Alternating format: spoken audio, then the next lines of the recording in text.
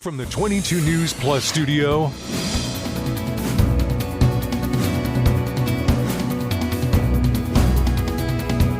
this is 22 News in Focus with Patrick Berry. Hello, everyone, and welcome to this edition of InFocus. I am your host, Patrick Berry. Today, we are talking about benefits for veterans. Sitting across the desk from me today is Raymond Carville. He is the public affairs manager for a wonderful organization called Veterans Inc. Ray, thank you so very much for joining me. I appreciate you giving me some of your time to talk about veterans, which are, something that is very prevalent here in Western Mass. And there are a lot of veterans who watch this show, a lot of veterans who live here.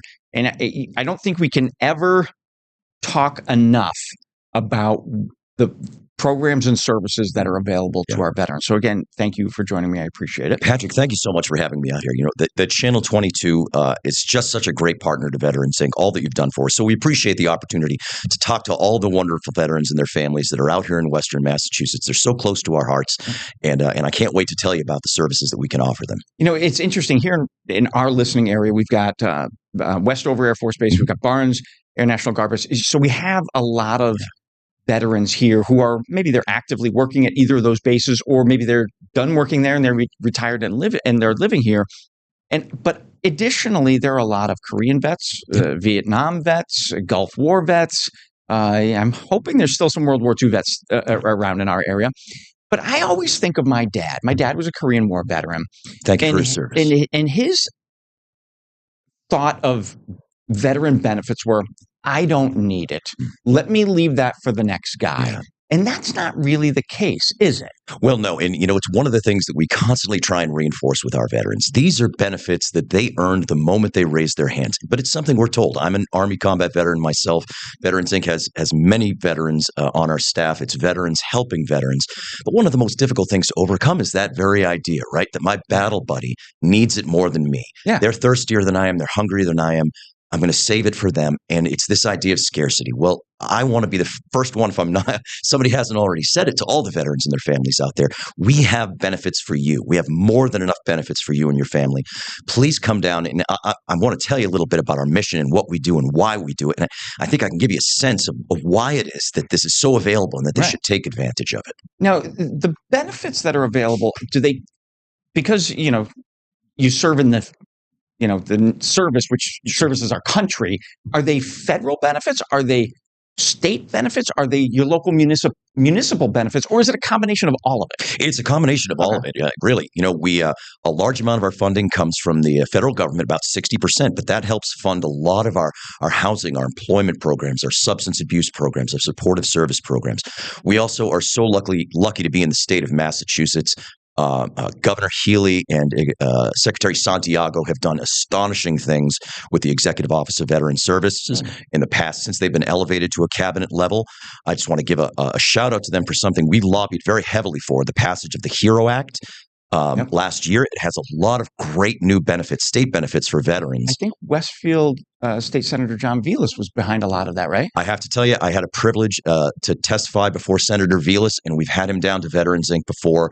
I just hope the folks out there in Massachusetts know that Senator Velas, as the chair of the Veterans and Federal Affairs Committee and the chair of the Substance Abuse and Recovery Committee, this is a man who cares deeply about veterans. I mean, he's actually not even a veteran. He's active. I think he deployed back in September for training. Exactly. So, we are just so lucky to have Senator Velas as an advocate for veterans in this state.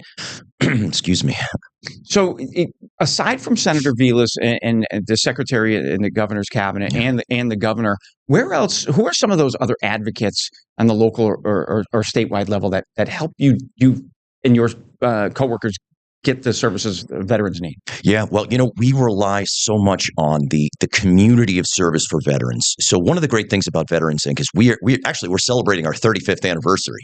So we've actually been around since 1990, which a lot of people don't realize. But in that time, we've been so fortunate to work with the amazing community partners at the ground level. These are other nonprofits. These are community organizations. These are local colleges. This is a tapestry of support. These are people in the community coming together for the purpose of giving back to veterans and their families, because the veterans have given so much in their service. We couldn't do it without the community, but it's also foundations. It's charitable organizations that raise money for us, that have motorcycle rides, that have charity drives and golf tournaments and karaoke at their bars. People do so much to raise funds and food and toys and gifts and do things for veterans year round. And we're just so lucky to be able to be a center point, that nexus for that, to get it out to the families and the veterans, because we know so many that are in need. So how does Veterans Inc. work with, and I believe Massachusetts is only one of the few states in the country that mandates a veteran service officer for every community within the Commonwealth. So how does Veterans Inc. work with those VSOs? Do you work together? We do. It's such a partnership. If I could just, give a little bit of perspective on that moment when a veteran becomes a civilian, that moment is perhaps one of the most significant in an individual's life.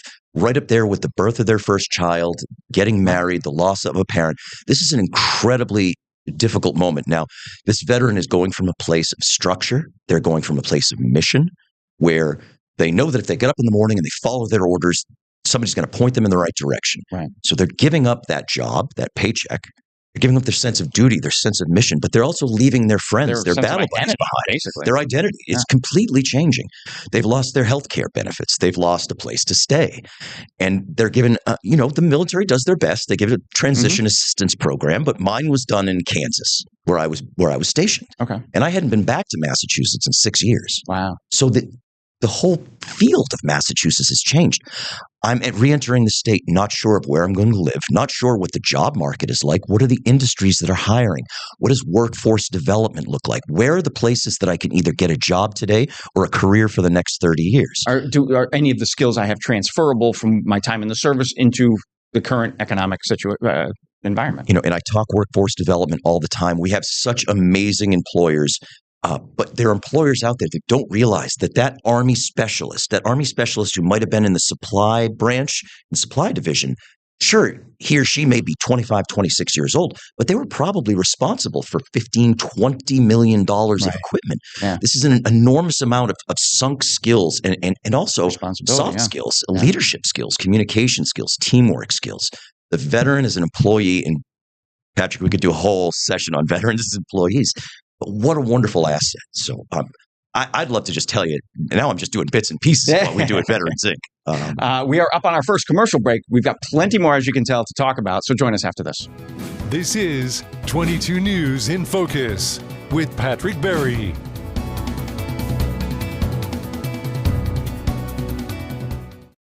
This is 22 News in Focus with Patrick Berry.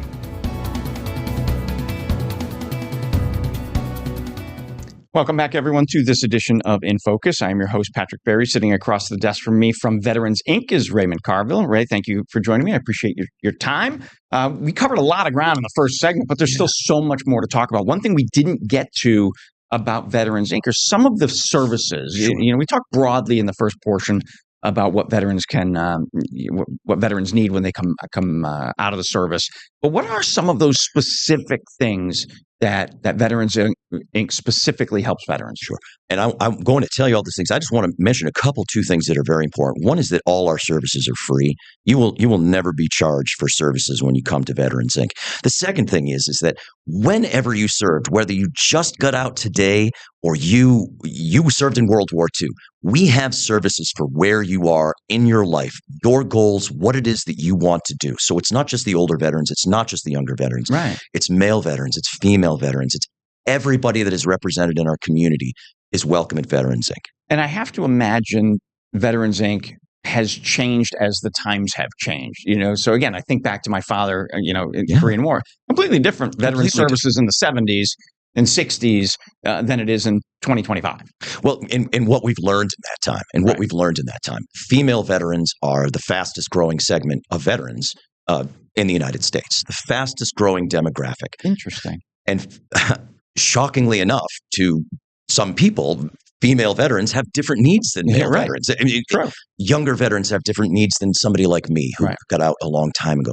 It's that attention to the person. It's meeting them with where they are, who they are, and treating them with dignity, culturally appropriate language. It's the care and respect that our veterans deserve, and we allow them to drive the process. So I'll lead in by saying this. Everybody who joined raised their arm, and they took the oath of office to defend the Constitution against all enemies, foreign and domestic. What we never raised our hand for was to come home and be homeless. Right. We never raised our hand to be unemployed and unable to find a job. We never raised our hands to suffer in silence for the wounds that we carry both within us and outside of us. Right. We never raised our hands for that. Yes, indeed, the invisible wounds of war. And that's why we start with a basic idea, and that's that every veteran deserves housing. They need to be off the streets because what we know from science is that the body doesn't begin to heal. The body doesn't begin to take care of itself until it can get into a safe environment where it's not worried about the elements or the danger of physical violence or the danger of theft. So housing. Is there housing for veterans? Because there's this talk out there of we need to focus on housing for our veterans, but there are services and programs providing that. It's not that the government isn't doing it. It's just the veterans need to be aware of it and take advantage of it. Precisely. Okay. And you know what? And we have an emergency housing program. If you're on the streets tonight and you're a veteran, come to one of our facilities. We have a facility in Springfield, facility in Worcester. But we have, what's called the HUD-VASH program. It's a voucher program between the Housing and Urban Development and the Veterans Administration that provides vouchers. It's kind of like a Section 8 voucher for veterans. And what that does is it allows them to get into that apartment and stabilize their lives. Now, we have other programs, supportive services for veterans and their families. Let's say that you are below a certain income mark and you're having trouble paying rent. Well, guess what? We can subsidize up to 50% of your rent for 2 years. We can help. Wow. We can help you if you can't get to work because your car's broken. We'll help you fix that car to get to work. Really? We'll set you up with legal affairs. We'll do anything that you need. So it sounds as if all of the needs that a veteran has are available. It's an awareness campaign. It is an awareness campaign. And to get over that hump of somebody needs it more than me. Let me tell you something. By coming down, pride. Well, by coming down and taking this, I want to spin it a different way. By coming down and taking care, by coming down and finding out what Veterans Inc. can do for you. You're first of all taking care of yourself and your family. Right.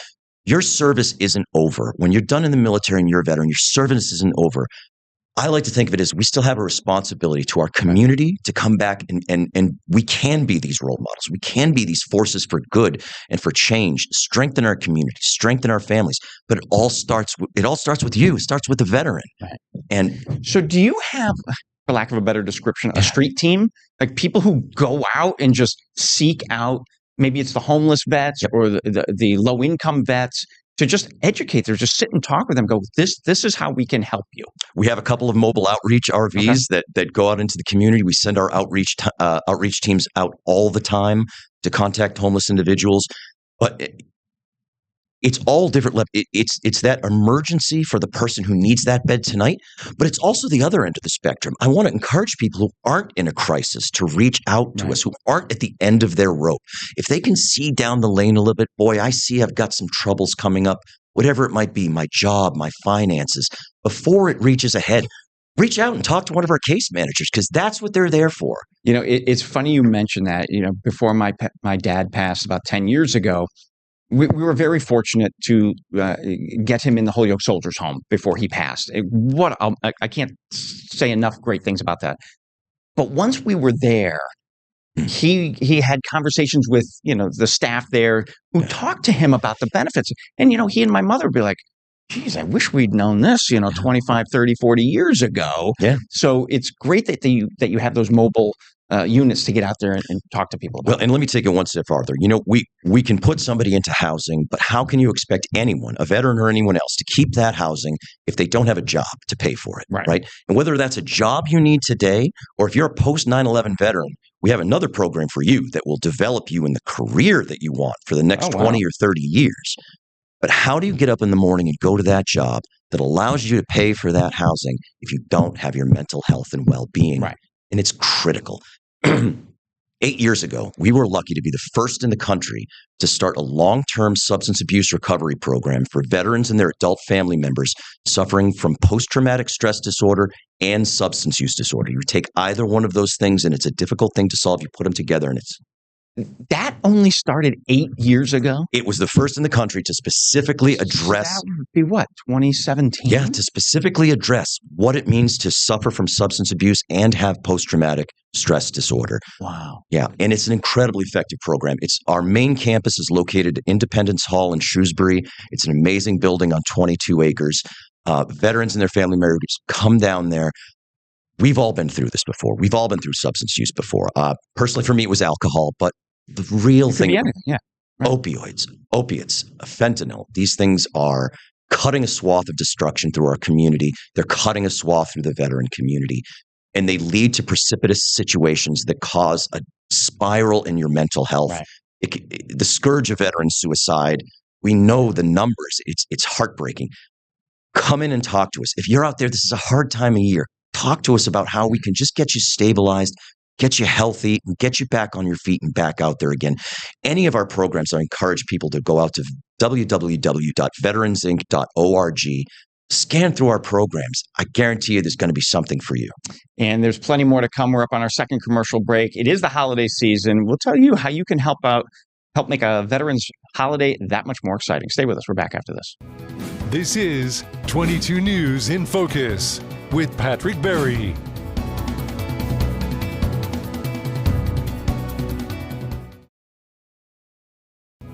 This is 22 News in Focus with Patrick Berry. Welcome back, everyone, to today's edition of In Focus. I'm your host, Patrick Berry. Sitting with me today from Veterans Inc. is Raymond Carville. Ray, thank you so very much for joining me. Appreciate your coming in to talk to us about all the services that are available to our local veterans. Sure. One of it's the holiday season. Yeah. One of the things that Veterans Inc. is kind of known for is your toy and coat drive. It's been around for a number of years. Yeah, it has been a number of years, and it's always been a success because people in the community have come together. They brought down some nice winter jackets, warm winter jackets. They brought down some new unwrapped toys. And it's always been a wonderful way for veterans and their families to just have that joyous moment of coming together. They come to our facility. We decorate it. Santa's there.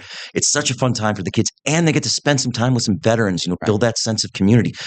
But we are so lucky, last year to start partnering with Ocean State Job Lot. Okay. And I'd love to give a shout out to them, specifically David Sarlito. He's the executive director of the charitable division of Ocean State Job Lot. Since partnering with them, last year was the first year, we gave out last year 6,000 winter jackets to veterans. 6,000 jackets. 6,000. Wow. And 5,000 age-appropriate gendered toys to veteran family children. So what's the distribution like? So how does that happen? It's an amazing process. We had our first truck from Ocean State come in this morning, in fact, 7 a.m. From there, we will fill the orders of people who register. Veterans can register online. They can go to the events page on our website. They'll see the toy and coat drive. So easy to register. You can register right up until Thursday.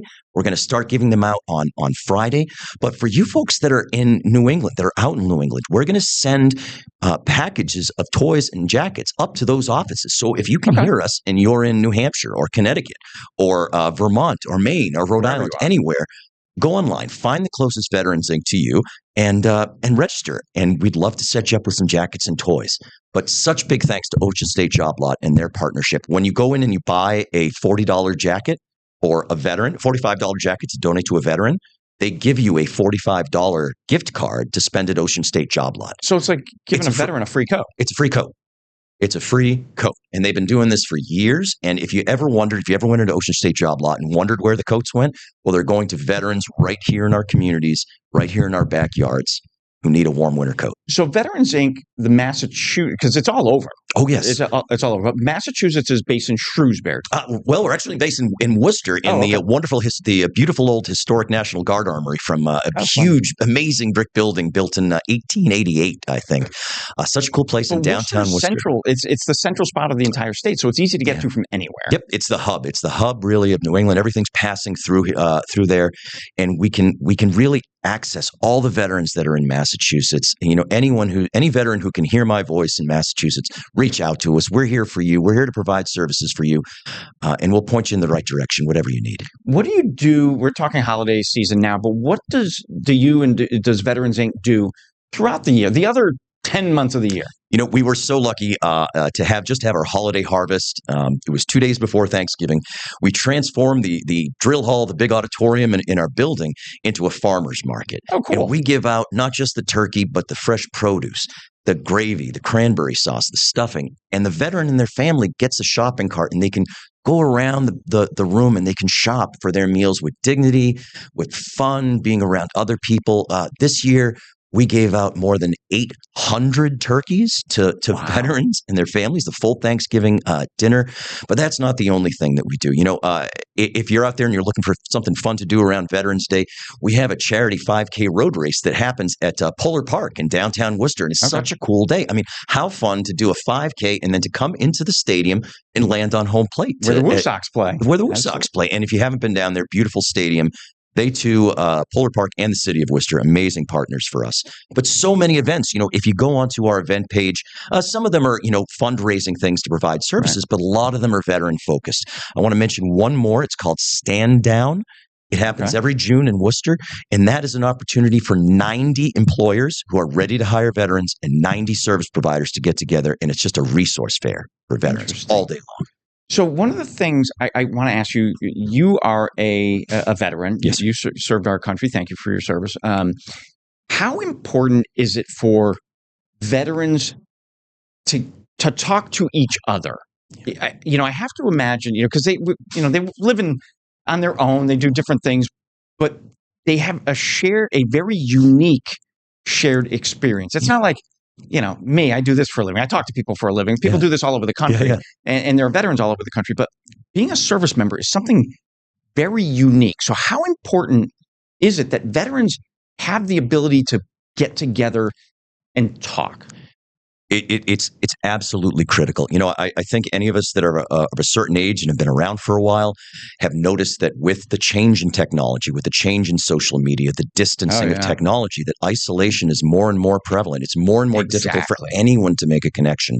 And when you have the kind of unique experience that most veterans have, it's oftentimes even more difficult to relate to other people, whether that be from trauma or from just an inability, an unfamiliarity with making that connection. And it really starts with veterans reconnecting with veterans. It's that shared lived experience. It's that language, the commonalities of experience they can share, the connection they can make.